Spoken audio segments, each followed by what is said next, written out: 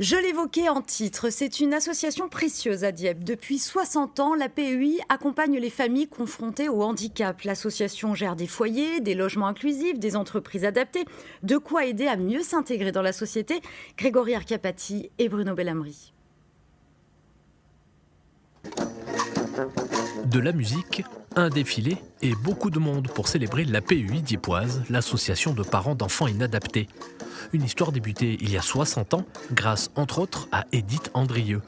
Après la naissance de sa fille en situation de handicap, elle fait un constat, aucune structure n'existe à Dieppe pour l'accueillir en journée. Avec d'autres parents, elle décide de créer une association qui va très vite être rattachée au groupement national de la PEI, un chamboulement à l'époque dans la société diepoise. On a appris aux gens, finalement, qu'est-ce que c'était que le handicap.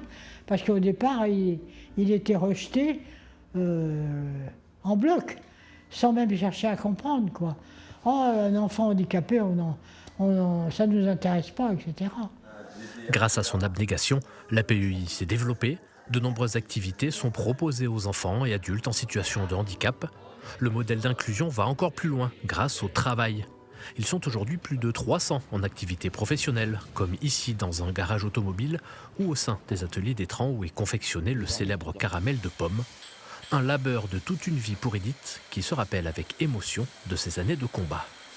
C'est des souvenirs d'avoir eu le sourire d'enfant, le remerciement dans leurs yeux, quand ils étaient contents, quand ils étaient heureux.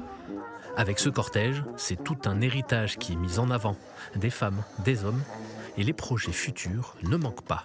On imagine pouvoir développer encore des actions pour le handicap psychique.